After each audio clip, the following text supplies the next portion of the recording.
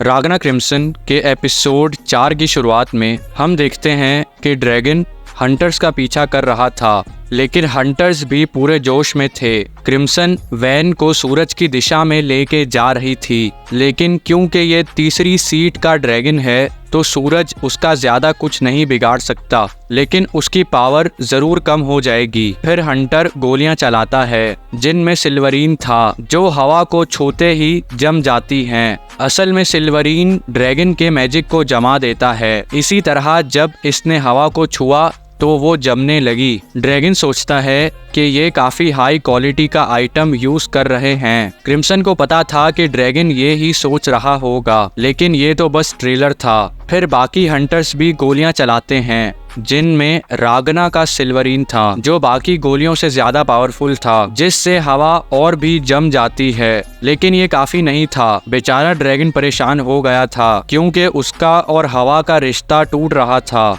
इधर हंटर्स गोलियां चला रहे थे, दूसरी तरफ ड्रैगन गुस्से में आ रहा था और वो किसी भी हाल में इन्हें नहीं छोड़ेगा। लेकिन फिर वो जमी हुई हवा दीवारों से टकराती है और ड्रैगन अपने कवर से बाहर निकल जाता है। फिर स्लाइम उसे पकड़कर सिल्वरीन के भाले पे मारती है, जिससे उसका मैजिक रुक जाता है और हवा भी उसका साथ नहीं देती। दूसरी तरफ सूरज भी उसे नहीं छोड़ता। फिर अचानक से जमीन टूट जाती है और वो खड़ा हो जाता है, लेकिन पीछे से क्रिम्सन उसे वैन से ठोक देती है। अभी भी ड्रैगन को यकीन नहीं आ रहा था कि ये क्या हो रहा है। फिर हंटर्स उसे गोलियों से छन्नी कर देते हैं। ये तीसरी सीट का ड्रैगन आसान टास्क नहीं था।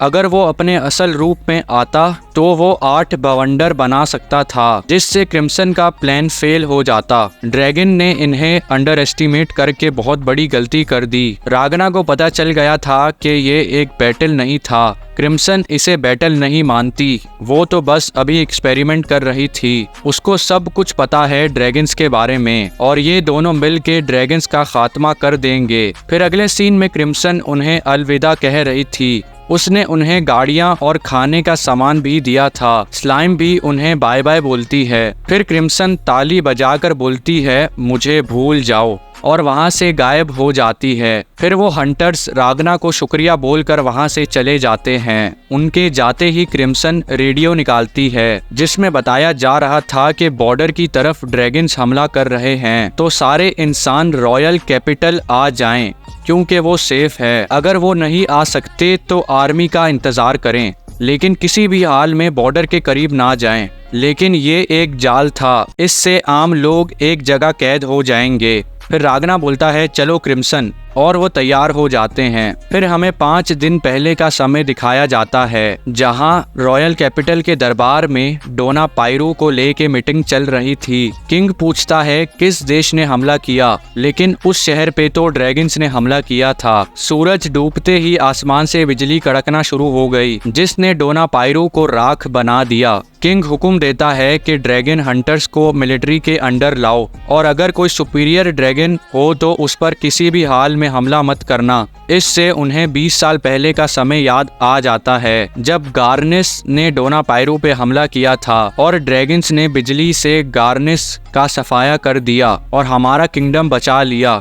किंग को कोई टेंशन नहीं है क्योंकि रॉयल कैपिटल एक बैरियर में है। फिर ऊपर से एक पंख गिरता है। किंग को समझ नहीं आता कि क्या चल रहा है। हर तरफ खामोशी छा गई थी। फिर ऊपर से एक एंजल आती है जो बिन बताए आने के लिए माफ़ी मांगती है। ये उनमें से है जिनको गॉड ने मोनार्च का टाइटल दिया है, और ये ब्लड विंग की पहली सीट है, और वो उसे अल्टीमेटिया बुलाने का बोलती है। किंग बोलता है, मोनार्च, क्या तुम एंजल विंग ड्रैगन हो? वो बोलती है, हाँ, लेकिन एक जवान लड़की को एंजल विंग ड्रैगन बुलाना सही बात नहीं। किंग बोलता है, बैरियर का क्या हुआ?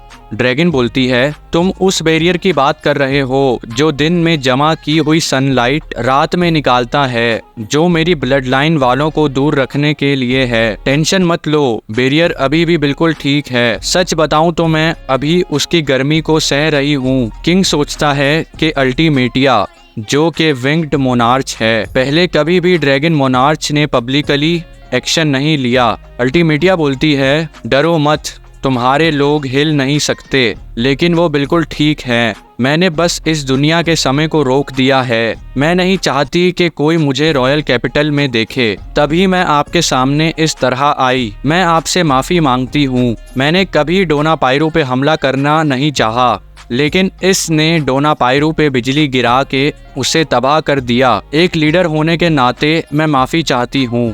किंग को समझ नहीं आता कि ये क्या चल रहा है और उसकी बातों से वो बिल्कुल भी ड्रैगन नहीं लगती।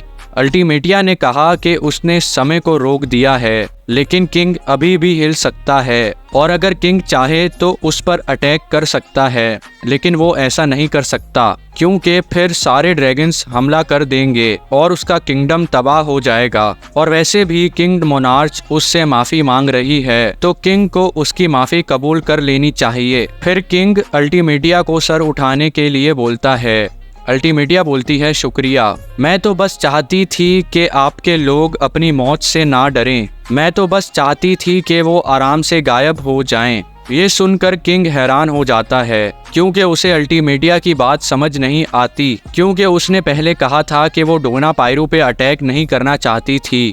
अल्टीमेटिया कहती है, हाँ, मैं डोना पायरू पे हमला नहीं करना चाहती थी, लेकिन इस देश का तबाह होना ज़रूरी है क्योंकि ड्रैगन गॉड ने ये ही हुक्म दिया है। इसीलिए मैं छुपके से इस देश को ख़त्म करने की तैयारियां कर रही थी, लेकिन हर तरफ हलचल मची हुई है और काफ़ी सारे लोग दूसरे देशों में जा रहे हैं और मैं ये अलाउ नहीं करती। मैंने पहले ही बॉर्डर के करीब शहरों पर हमला करने का ऑर्डर दे दिया है। किसी को भी यहाँ से जाने की इजाज़त नहीं। किंग उन्हें रोकने का बोलता है, लेकिन वो ऐसा नहीं कर सकती, जिससे ड्रैगन्स और इस देश के बीच में जंग छिड़ जाएगी, लेकिन इससे बस एक तरफा खून ही बहेगा। और अब किंग के पास कोई ऑप्शन ना होने की वजह से वो अल्टीमेटिया पर हमला करने लगता है, लेकिन साथ खड़ा बुढ़ा किंग पर अटैक कर देता है। वो बुढ़ा, जिसका नाम बोर्गियस है, नहीं चाहता कि किंग अपने खिलौने से मोनार्च पे हमला करे। अल्टीमेटिया का साथी नेबुलिम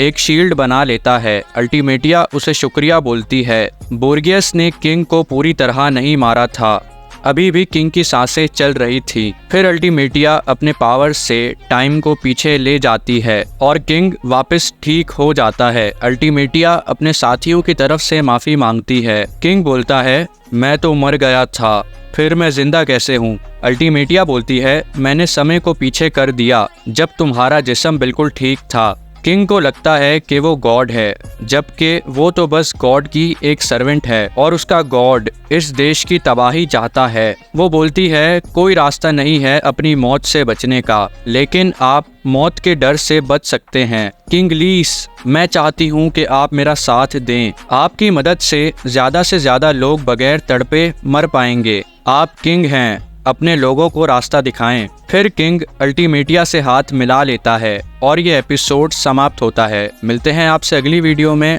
बाय बाय।